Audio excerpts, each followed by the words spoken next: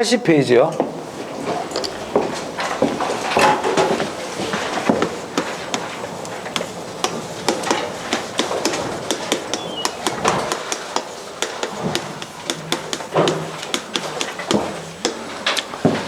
네, 이 부동산 금융론인데요. 이 금융론은 올해 같은 경우 6문제가 출제가 됐거든요. 보통 한 4문제에서 6문제 사이 이렇게 출제가 됩니다. 그래서 저 금융론도 실제로 출제 비중이 좀 높은 부분이에요. 이 금융이라는 거는 자금의 융통을 얘기하죠. 그래서 이제 금자하고 융자하고 따서 금융 이렇게 얘기하는데, 자금의 융통이라는 거는 결국 자금의 조달을 얘기합니다. 뜻은 뭐 그냥 대충 이렇게 아시면 되고요. 크게 뭐 중요한 건 아니고요. 그러면 금융론에서 우리가 이제 뭐를 알아야 되느냐? 첫 번째가 부동산 금융의 종류예요. 부동산 금융의 종류는 종류가 많습니다. 나중에 우리 기본서 보면 이제 종류가 많이 나오는데, 그 중에서도 우리 교재 보시면 지분금융, 부채금융, 매자닌금융, 이런 것들이 있을 거예요. 그거 있죠? 네, 얘는 좀 중요합니다.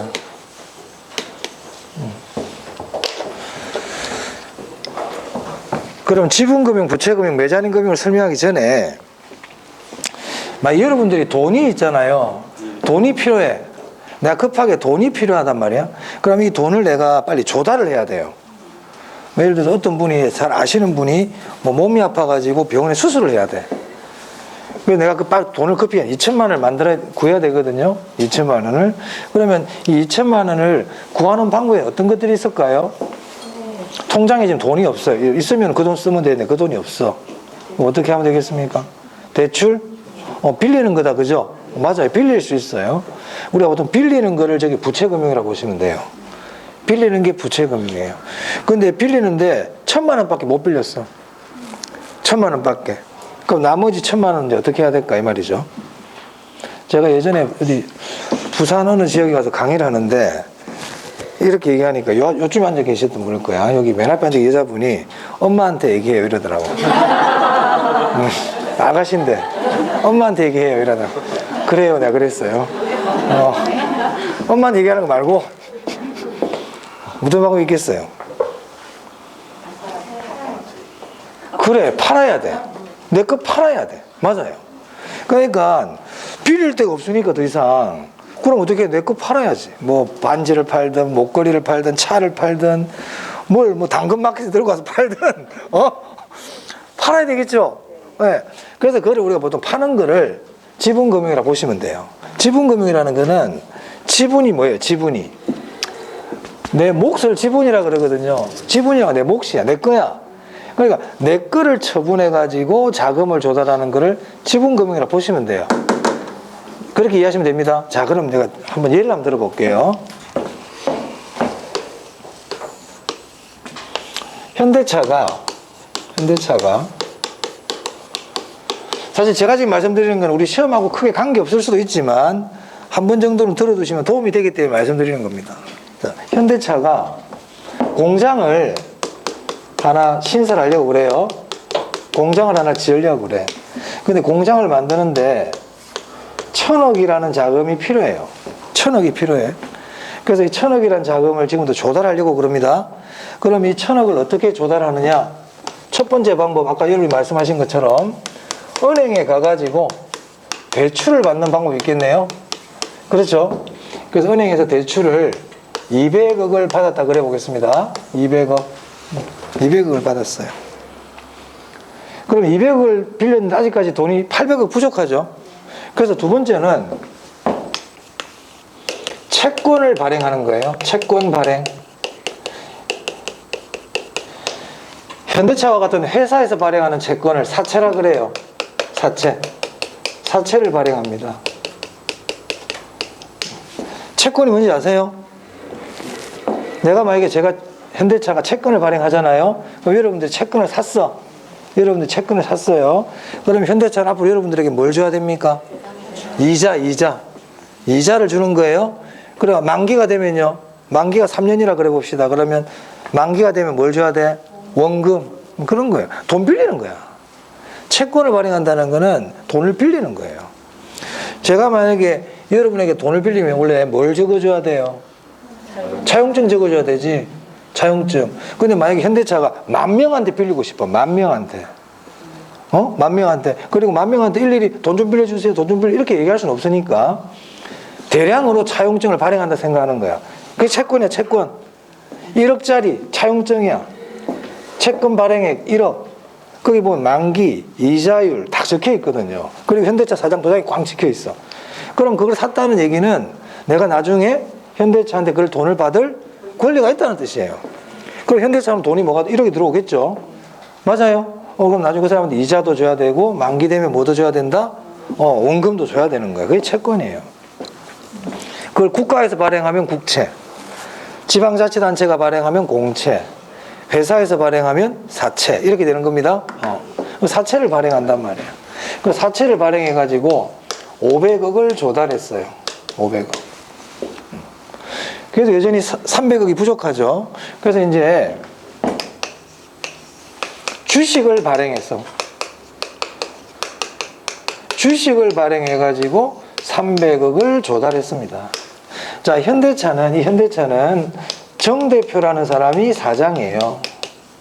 이 사람이 회사의 100% 지분을 다 가지고 있어요. 그러니까 현대차는 정 대표 혼자 자기가 다 주인인 겁니다. 그죠? 지분을 다 갖고 있다고요. 주식을 1,000주 갖고 있어요.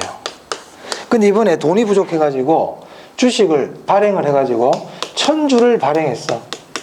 1,000주를 발행해서 300억을 조달했다. 이걸 보통 우리가 유상증자라 그럽니다. 유상증자.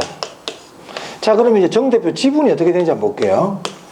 그럼 회사가 총 주식이 몇 주가 돼버리죠? 2,000주가 되겠죠? 총 2,000주죠? 그 중에서 정 대표 몇 주 갖고 있어요? 1,000주. 그럼 지분율이 몇 프로가 되는 겁니까? 50%죠. 지분이 줄었죠. 맞아요? 그러니까 내 목 50%를 팔아가지고 돈을 조달한 거란 말이야. 오케이? 그래서 이 두 개는 다른 사람한테 빌린 거예요. 그게 부채금융이에요. 그럼 얘는 내 몫을 팔았다 그랬죠. 내 몫을 지분을 팔았단 말이야. 그리고 이게 지분금융이라 그래요. 자, 그런데 이 지분금융으로 지금 300억을 조달했잖아요. 그럼 이 300억은 부채일까요? 자본일까요? 이 자본이 되는 거예요. 자본. 부채가 아니고 뭐가 된다고요? 자본이 돼. 왜냐하면 이 주식을 발행해가지고 주식을 산 사람들 있죠. 그 사람들은 주주거든. 주주. 주식을 산 사람들은 주주라 그러죠. 주주는 회사의 주인이란 말입니다. 그러니까 주식을 발행해서 들어온 돈은 부채가 아니고 자본이 돼요. 자본이. 그래서 이 공장이 신설이 되면 1,000억이라는 자산이 생기죠. 맞아요? 공장이 생기면 1,000억짜리 공장이 생겼잖아요. 그런데 이 자산은 부채 얼마? 이거 합치면 얼마예요? 700억. 부채 700억 하고 자본 뭐로? 300억으로 이루어져 있다. 이런 뜻이에요, 이게 지금. 오케이? 그럼 현대차의 대부 비율은 얼마입니까? 70%. 1000분의 700. 부채 비율은요? 300분의 700. 이렇게 되는 겁니다. 부채 비율. 자본분이하고 부채였잖아요. 그렇습니다. 지금 머리가 복잡하다. 자, 그러면 제가 이걸 왜 이런 얘기를 하냐. 이 부채금융은요, 부채금융은 타인 자본을 조달하는 거예요. 뭐를 조달하는 거라고? 돈 빌리는 거라 그랬잖아요. 남의 돈을 가져오는 게 부채금융이야. 남의 돈을 가지고 오는 거야. 그런데 지분금융은 자본이 되기 때문에 이거는 자기 자본을 조달하는 거다. 이렇게 표현합니다. 자기 자본 조달이에요. 그리고 은행이라든지 또는 채권을 사준 사람, 채권을 구입한 사람들, 이 사람들을 뭐라고 부르냐면 저당 투자자라고 불러요. 돈 빌려준 사람, 돈 빌려준 사람, 채권을 구입한 사람들을 뭐라 부른다? 저당 투자자, 저당 투자자. 그럼 이 사람들은 돈을 왜 빌려줬대? 채권을 왜 샀대요? 목적이 뭘까요? 이자 받으려고. 이자가 목적이에요. 이자가 목적이에요. 자, 여기 한번 볼까요? 자, 주식을 발행했더니 주식을 산 사람들 있죠. 주식을 사준 사람, 그 사람들을 지분 투자자라고 부릅니다. 지분 투자자. 그럼 이 사람들 주식을 왜 샀대요? 배당이 목적이에요. 배당이 목적이다. 그래서 제가 이걸 하는 이유는 부채금융, 우리가 자금을 조달하는 방법은 크게 부채금융이 있고 지분금융이 있다. 부채금융은 타인 자본을 조달하는 거고 저당 투자자라고 부르고 이 사람들은 이자가 목적이야. 이자가. 지분금융은 자기 자본을 조달하는 거고 지분 투자자라고 부르고 이 사람들은 배당이 목적이에요. 한 집안이에요. 한 집안. 한 집안이야. 그럼 만약에 시험 지문을 읽는데 지분금융이라고 말이 나왔는데 저당 투자자 그러면 될까요? 안 된다 이 말이에요. 지분금융이라는 말이 나왔으면 거기는 지분 투자자니 배당이니 이런 말이 나와야지 지분금융 얘기를 하고 있는데 저당 투자자 툭 튀어나오면 그 지문은 X다 이 말입니다. 오케이? 그래서 여기 있는 말들이 나와야지 갑자기 이게 툭 하나 들어가 있으면 안 된다 이 말이에요. 같이 싹 세트로 같이 다 이렇게 기억해놔야 돼. 그래서 교재를 보면 교재를 한번 봐보세요. 자, 80페이지입니다. 지분금융 줄 칠게요. 주식을 발행. 자, 그 다음 그 뒤에 보니까 지분권을 팔아. 주식회사만 주식을 발행할 수 있고 주식회사가 아닌 경우는 주식을 발행할 수가 없거든요. 그리고 보통 우리가 주식회사가 내 지분을 팔 때 파는 방법이 주식을 발행하는 거란 말이에요.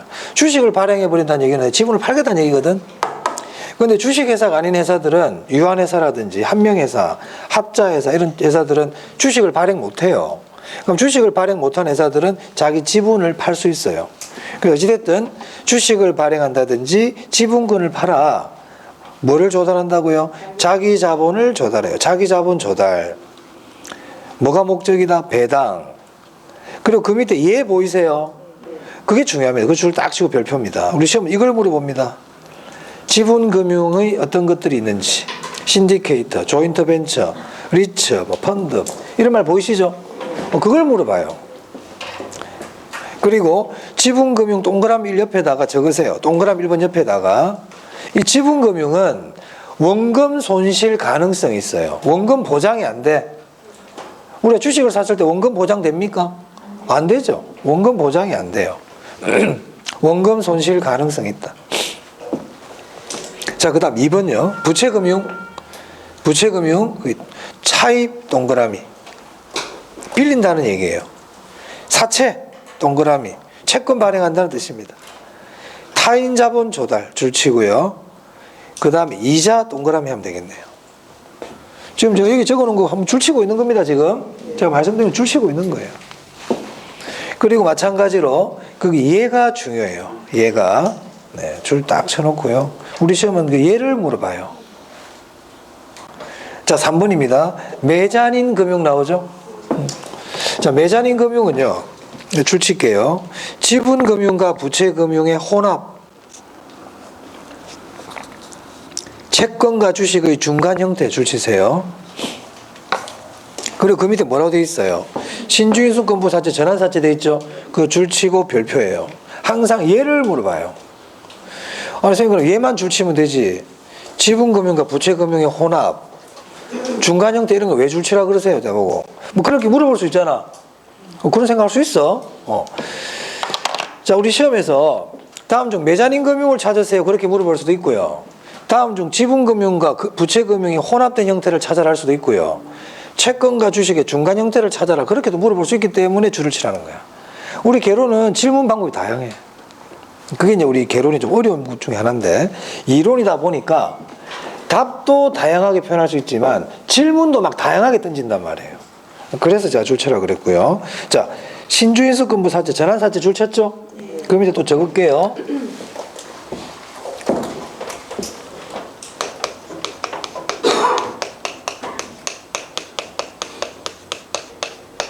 배당 우선주,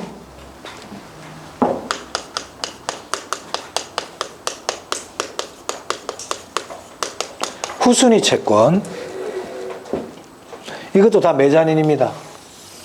이것도 메자닌이다. 올해 시험에 나왔어요. 뭐 시험에 나올 거라고 했지만 사실은. 했습니까? 자, 그럼 좀 설명드릴게요. 자, 신주인수금부 사채하고 전환사채 한번 보겠습니다. 신주인수금부 사채에 돼 있잖아요. 사채는 부채금융이에요. 사채는 부채금융인데 앞에 이상이 뭐가 붙어 있어 지금. 신주인수금부 사채라고 돼 있잖아요. 그냥 순수한 사채가 아니야 얘는. 그럼 이걸 뭐냐, 뜻은 몰라도 됩니다. 참고로 들으세요. 자, 신주인수금부 사채를 발행했어요. 회사에서 현대차가 신주인수금부 사채를 발행했다 그래 볼게요. 그럼 제가 그걸 샀어요. 그러면은 만기 될 때까지는 이자를 받습니다. 그럼 만기가 되잖아요. 만기가 되면 제가 그 현대차의 신주를 살 수 있는 권리가 생겨요. 저한테. 그래서 일정 금액을 주고 현대차의 주식을 구입할 수 있는 권리를 내가 얻을 수 있어요. 시장 가격보다 싼 가격으로 살 수 있어요. 그러면 신주인수금부 사채는 사채지만 주식을 구입할 수 있는 권리를 갖고 있기 때문에 지분과 부채금융의 성격을 다 가지고 있어요. 채권과 주식의 두 가지를 다 가지고 있단 말이에요. 무슨 말 알겠어요? 그러니까 신주인수금부 사채를 갖고 있다는 얘기는 나중에 내가 주식도 받을 수 있다는 뜻이야. 자, 전환사채 똑같아요. 전환사채도 만기가 되면 전환권 행사를 할 수 있거든요. 만기에 내가 전환권을 행사하잖아요. 그럼 주식을 받을 수 있어요. 그래서 전환사채도 마찬가지로 사채와 채권과 주식이라는 것을 두 개 다 가지고 있는 그런 사채입니다. 그래서 메자닌입니다. 이해되셨나요? 그러니까 신주인수금부 사채, 전환사채는 메자닌이야. 메자닌이라는 거는 지분금융과 부채금융 성격을 다 갖고 있는 거예요. 그럼 이 사람 처음엔 이자 받다가 주식 받으면 나중에 배당도 받을 수 있잖아요. 뭐 그러니까 그런 뜻이고. 여기 한번 볼게요. 여기서는 우선주.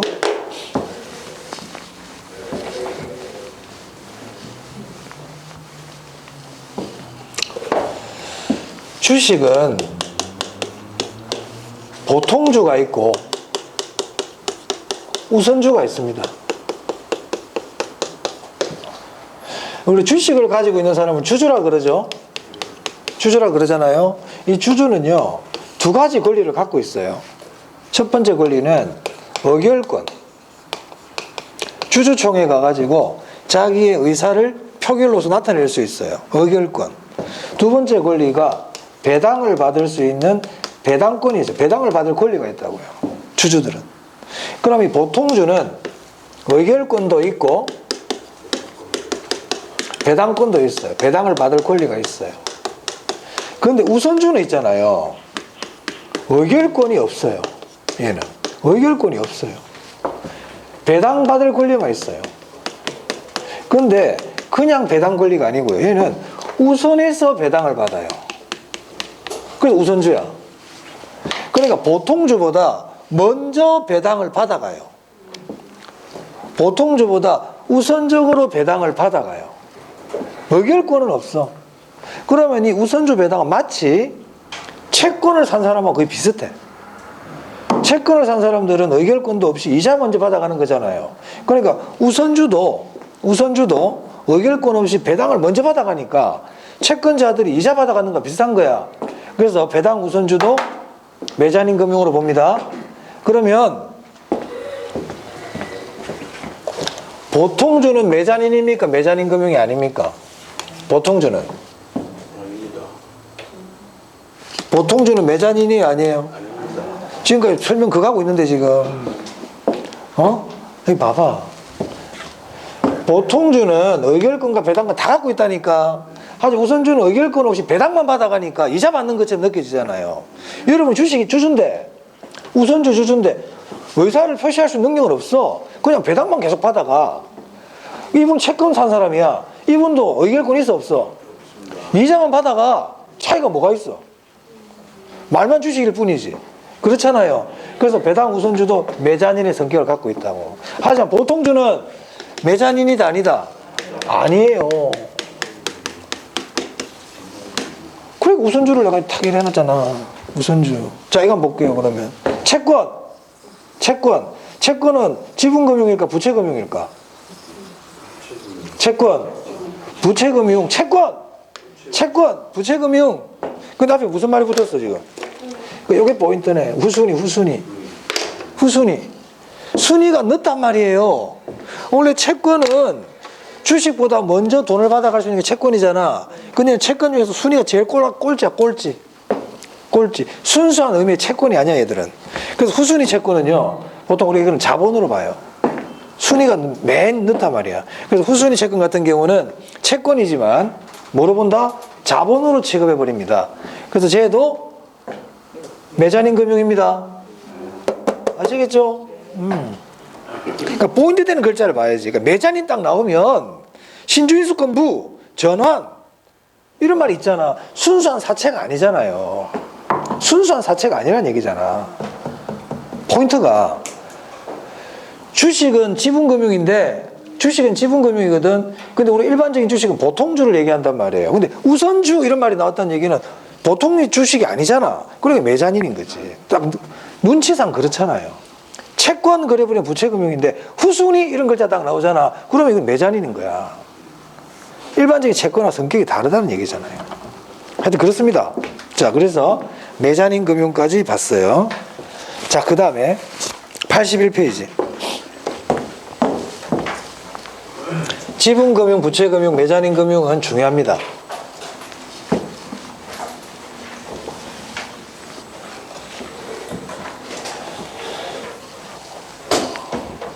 자, 그 다음에 우리 금융론에서 두 번째 아셔야 될 내용이 이자율이에요. 이자율을 우리가 금리라고도 그러죠. 이자율이 금리인데요. 이자율은 크게 고정이자율과 변동이자율로 나눌 수 있어요. 고정이자율 또는 고정금리.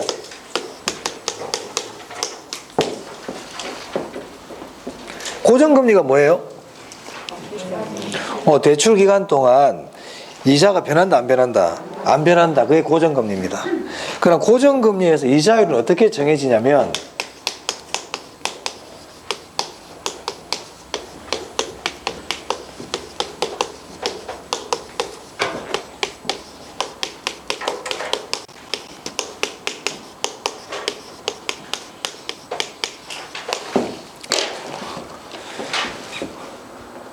명목금리는 실질금리에다가 예상 인플레이율을 더해요. 그래서 명목금리가 뭐냐면 명목금리는 은행이 차입자한테 받는 이자율을 얘기하는 거예요. 자, 여러분 은행 가서 대출 받을 때 대출 약정서라든지 계약서 씁니까? 쓰죠? 거기 이자율 적어요 안 적어요? 적지. 그게 명목금리예요. 그러니까 내가 은행에 내는 이자율 이게 명목금리입니다. 여러분이 편의점에 가가지고 라면을 사면 1,500원 주고 냈다 칠게. 라면값 1,500원 냈어. 그게 라면의 명목 가격이야.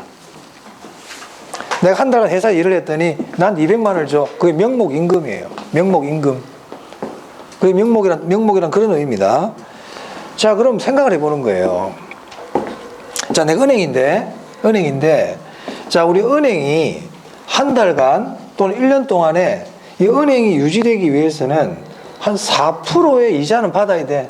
4%는 받아야 우리가 이 은행을 할 이유가 있단 말이야. 그걸 실질금리라고 그래. 실질금리. 그렇게 쉽게 생각하시면 그렇게 생각하시면 돼요. 4%는 받아야 돼. 지금 현재. 자, 그런데 고정금리는 한번 이자를 정하면 바꿀 수 없어요. 바꿀 수가 없어요. 자, 그런데 물가라는 거는 그대로 있습니까? 물가가 올라갑니까? 물가는 늘 상승하 지금 올해 지금 물가 너무 많이 오른다, 그죠? 맞아. 요즘 밥값이 오늘 아침에도 뉴스 보니 나오던데. 뭐 요즘 밥 한 끼 그냥 10,000원이야 거의. 진짜 그래요. 요즘 보면 모지가는 거 9,000원, 뭐 10,000원 이래. 저는 다른 지역에 이제 다녀서 밥을 자주 많이 사 먹는 편이라서 그런데 밥값이 많이 올랐다는 게 바로 피부로 느껴지거든요. 많이 올랐어요. 물가가 오른단 말이야. 물가도 오르고 공과금도 오르고 이제 큰일 났다. 이제 우리 어떻게 하노 이제. 예? 뭐 소득이 늘어야 될 텐데 경기는 어렵다 그러고 자 걱정입니다. 어찌됐든 자 물가가 오른단 말이야. 자 그런데 은행은 물가가 올라도 이자율을 올려요 못 올려요? 못 올리지. 그러니까 대출을 해줄 때 미리 물가가 이런 데 오를 거야 미리 예상을 하고 그만큼을 더 받겠다는 뜻이에요. 아시겠어요? 그래서 고정금리는 실질금리에다가 예상 인플레이율을 더해가지고 대출 이자율이 정해진다 이런 뜻입니다. 네? 그러면 나중에 하겠지만 그럼 나는 예상 물가가 한 2% 오를 거라고 생각하고 돈을 빌려줬는데 물가가 4%, 5%, 6% 오르면 어떻게 되겠어? 은행은 이익이야 손해야? 그래 그 얘기 할 거야 지금부터. 그러니까 이걸 외우려고 그러면 안 되고 좀 개념을 이해를 해야 되는 거예요. 그러니까 고정금리는 한번 대출해 줄 때 이자율을 못 바꾸니까 대출해 줄 때부터 미리 물가를 오를 거를 예상을 해서 이자를 더 받겠다 이거거든. 근데 나중에 내가 생각한 것보다 물가가 더 많이 올라가 버리잖아요. 그럼 은행은 손해겠구나 이런 감을 잡고 있어야 된단 말이야. 지금 그 얘기합니다 이제. 자 그래서 은행은 4%라는 4%의 이자는 받아야 돼. 4%는 받아야 되는데 앞으로 물가가 한 2% 정도는 오를 거라고 예상을 해요. 그래서 이자를 6% 이렇게 정했단 말입니다. 그래서 고정금리로 6%로 대출이 나갔어요.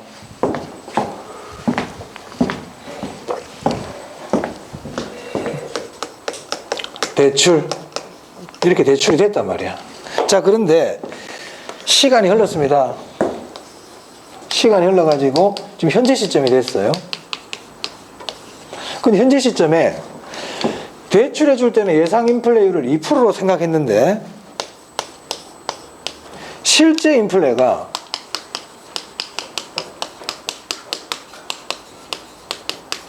2%가 아니고 4%가 돼버린 거예요. 4%가. 그러면 실질금리가 어떻게 되겠어요? 몇 프로가 되겠습니까?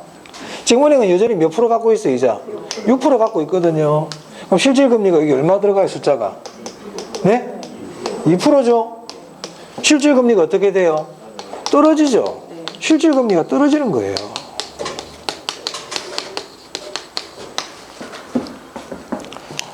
예상은 2%라고 예상을 했는데 실제로는 4%가 발생돼 버렸어. 예상하고 실제가 같아요, 달라요? 다르죠? 예상과 실제가 달라지는 걸 뭐라고 그랬더라? 이걸 위험이라 그래. 제가 위험할 때 위험이 뭐였어요? 예상과 실제가 달라질 가능성. 기억나세요? 변동 가능성 이렇게 얘기했단 말이야. 그래서 예상 인플레이율보다 실제 인플레이율이 더 크죠? 예상하고 실제가 다르죠? 이걸 인플레 위험이라 그래요. 이런 게 인플레 위험이에요. 그래서 실제 인플레가 예상 인플레보다 커지니까 실질금리가 어떻게 됩니까? 하락해버려요. 자, 그래서 이 고정금리에서요, 여러분들이 아셔야 되는 게 두 가지입니다. 공부해야 될 게 두 가지. 첫 번째. 실제 인플레율이 예상 인플레율보다 클 때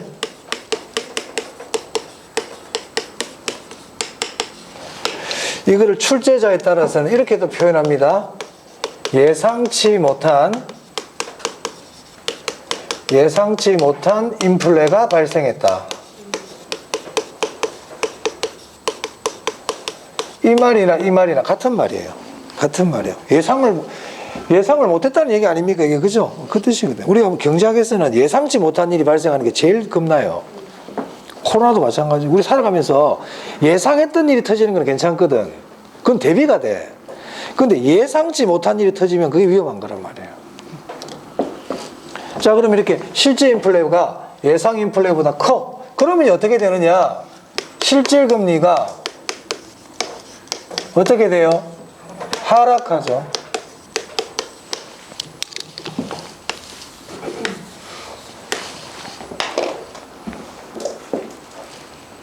그리고 지금 실제 인플레가 예상 인플레보다 높다는 얘기는 쉽게 표현하면 물가가 너무 많이 올랐다는 거예요. 물가가 많이 오르고 있다는 뜻입니다, 이게. 만약에 여러분들이, 그 남편분이 막 한 달에 월급을 200을 받는다 해볼게요. 200만원. 100만원 그러면 계산 쉽게 하려고. 100만원. 근데 쌀 한 가마니 10만원에. 쌀 한 가마니 10만원 한다고. 그럼 100만원 가지고 쌀 10가마 살 수 있죠? 맞아요? 근데 쌀값이 15만원으로 올라버린 거야. 물가가 올랐다고. 그러면 100만원 가지고 10가마 살 수 있어요? 없어요? 못 사죠. 그걸 우리가 이렇게 표현하는 거야. 실질 소득이 줄었다. 이렇게 얘기합니다. 그래서 우리가 물가가 많이 올라가면, 물가가 올라가잖아? 그럼 실질이라는 게 다 떨어져요. 실질 소득 떨어지고요. 실질 금리 떨어지고요. 실질 임대료 떨어지고요. 실질이라는 게 다 떨어져요. 그게 인플레 위험이야. 그렇기 때문에 월급 받는 사람들은 월급 올려줘. 이렇게 얘기하는 거야. 왜? 실질 소득을 그대로 유지하기 위해서. 그러면 봐봐. 15만원 쌀값이 올랐죠? 그럼 15만원이 올랐는데 나는 항상 쌀을 10가마를 사야 되거든. 근데 월급 100만원 가지고는 살 수 있어요? 없어요? 못 사죠? 그러면 어떻게 해야 돼요? 월급 올려달라. 이렇게 얘기하는 거야. 그 사람들은 그러니까 실질 소득을 그대로 유지하기 위해서. 내 실질적인 소득을 그대로 유지를 해야 되니까 월급을 올려달라. 이렇게 얘기하는 겁니다. 근데 은행은 보세요. 물가가 올라가, 실질 인플레 발생하니까 실질이 떨어졌지? 그럼 얘들은 실질 금리 4%는 받아야 된단 말이야. 아까 쌀 10가마를 못 사는 거랑 똑같단 말이에요. 그럼 은행도 당연히 이자를 올려야 될 거 아니에요. 올린다 못 올린다? 고정금리가 못 올리지. 그러니까 대출자는 이익이다 손해다? 은행. 대출자는 은행입니다. 대출자는 은행이야. 그럼 대출자는 이익이야 손해야? 손해지. 그래서 실질금리가 하락하게 되고 이자를 올리지는 못하니까 대출자는 이익이다 손해다? 대출자가 은행이에요. 대출자 은행이야. 대출자의 반대가 차입자. 차입자는 이익입니다. 이 둘은 항상 반대 입장이다. 반대 입장. 대출자 손해입니다. 실질금리 상승 그러면 안 돼요. 그래서 실제 인플레가 예상 인플레보다 크잖아. 그러면 실질이라는 게 다 떨어져요. 실질이 떨어져요. 실질이 떨어진다. 요거 이해되십니까? 그 다음 요거 보겠습니다. 이게 더 중요합니다. 이게 더 중요하다. 제가 어떤 게 더 중요하다는 걸 왜 이렇게 미리 얘기를 다 해주냐면, 공부할 때 바쁘면 이거라도 꼭 알아라고. 저거 별표해 준 것만이라도 먼저 아셔야 돼요.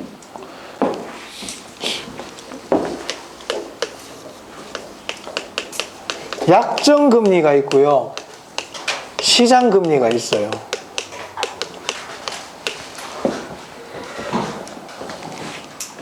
자, 그럼 질문해 볼게요. 적는 것도 좋지만 생각을 해보자. 약정금리가 뭘까? 여기서 약정금리 의미가 뭐예요? 응? 여기서 몇 프로야? 6%. 약정금리 몇 프로입니까? 이 예에서 4%요. 은행하고 몇 프로 내기로 약속했어요? 그래, 뭐 안 물어보면 큰일 나는 거야. 내가 이렇게 봐봐. 안 물어보면 큰일 나는 거야. 아무도 안 물어봐줘. 근데 선생님들이 잘. 나는 물어보지만 그래 혼자 막 추측하는 거야. 그 이것부터 해결이 안 된 상태에서 설명은 뭐합니까? 설명이 안 되지. 의미가 없지. 약정금리, 약속으로 정한 금리잖아. 누구하고? 은행하고. 은행하고 4% 약속했어요? 아니잖아요. 4%는 은행 저 내부 얘기고, 차입자하고 은행은 몇 프로 약속했어요? 6%? 약정금리 6%. 얘는 변한다 안 변한다? 안 변해. 안 변해. 그럼 시장금리는 뭘까? 시장금리는 뭘까? 시장금리 뜻이 뭐겠어요? 시장금리, 시장에서 이자율. 시장에서 이자율. 그래, 그게 시장금리야. 시장금리는 그냥 시장에서 형성되고 있는 이자율. 옆집 순돌이 엄마한테 빌릴 때 이자율. 순돌이 엄마 돈 좀 빌려줘. 이부야? 이런 거 말하는 거예요. 그게 시장 이자율. 그러면 약정금리는 변한다 안 변한다? 안 변해. 그럼 약정금리는 물가가 오르더라도 약정금리는 올라간다, 안 올라간다? 안 올라가. 자, 그런데 시장금리는 변한다, 안 변한다? 이거는 변하는 이자율. 인플레가 반영이 되는 이자율. 이 뜻이에요, 지금. 그럼 만약에 시장금리가 4%라 그래 볼게요. 약정금리가 더 높죠? 그죠? 그럼 이때 차입자와 대출자는 어떤 행동을 하겠느냐, 이걸 잘 물어보거든요. 그럼 이런 문제가 나오면 이렇게 생각하면 돼요. 자, 이 경우 지금 차입자는 비싸게 빌리고 있나요? 싸게 빌리고 있나요? 네? 비싸게 빌리고 있죠. 비싸게 빌리고 있는 거예요. 비싸게 빌리고 있다. 이건 내가 그냥 하는 얘기야. 시험에서 비싸게 빌리고 있다 이렇게 얘기 안 해. 내가 하는 얘기야. 여러분 이해를 돕기 위해서. 그럼 이 경우에는 차입자는 대출을 유지해야 될까요? 빨리 갚아야 될까요? 빨리 갚아야지. 역시 순돌이 엄마한테 돈 빌려가지고 빨리 은행 가서 갚아야 되는 거야. 싼 이자 빌려가지고. 그래서 이때는 조기 상환이 유리하다. 차입자는 조기 상환이 유리해요. 이해되세요? 그럼 은행은요, 못하게 막아야 되겠지. 조기 상환을 막아야 돼. 은행들 못하게. 그래서 얘들은 조기 상환 수수료를 부과하려고 합니다. 조기 상환을 막아야 된단 말이야. 막아야 돼. 자, 그 다음 약정금리는 6%인데 이제 시장금리가 8%예요. 시장금리가 더 크죠? 이거는 지금 비싸게 빌리고 있는 겁니까? 싸게 빌리고 있는 겁니까? 싸게 빌리고 있죠.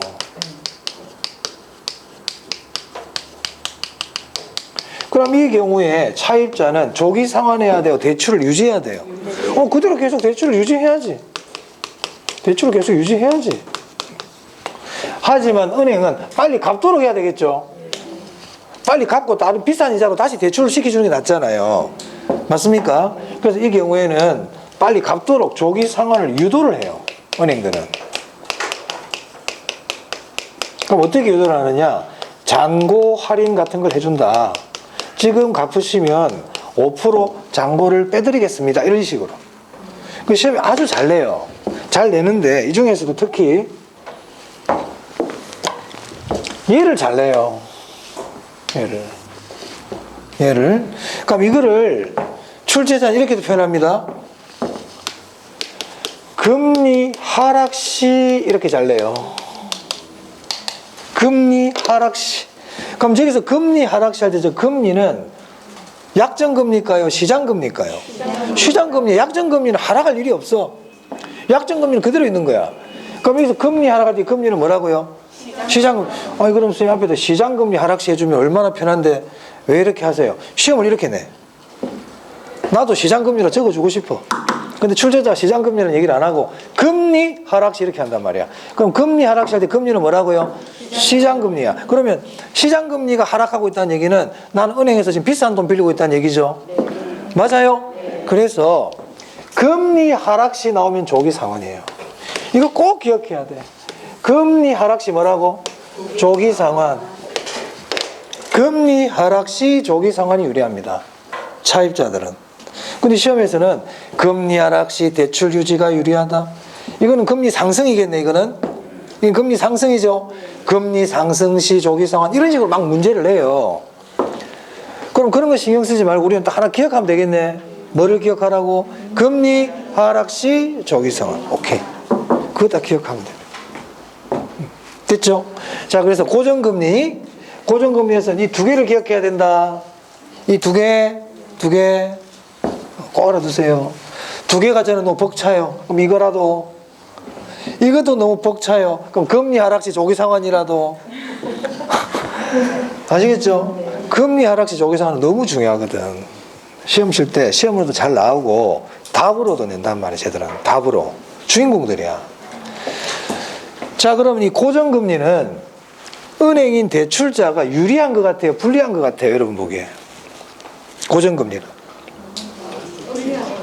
은행이 유리할까 불리할까? 불리해. 은행 불리해. 유불리 보세요. 자, 요런 경우에는 차입자는 빨리 갚아버리죠. 은행은요, 못하게 막아야 되잖아요. 요 경우는 계속 유지하고 있죠. 또 못하게 막아야 되죠. 얘는 지 맘대로 하고 있고요. 얘는 할 때마다 막아야 되고요. 아들 지 맘대로 하고 있고요. 엄마는 아들 못하게 막고 있어요, 지금. 아들이 유리해, 엄마가 유리해. 아들 지 맘대로 하고 다니잖아요, 아들은. 엄마는 어떻게 할 수 없이. 은행이 불리합니다. 그래서 고정금리는 대출자가 불리해요, 기본적으로. 왜 불리해요? 은행이 불리한 이유가 뭐예요? 이자를 한번 정하면 바꾼다, 못 바꾼다? 못 바꾸거든.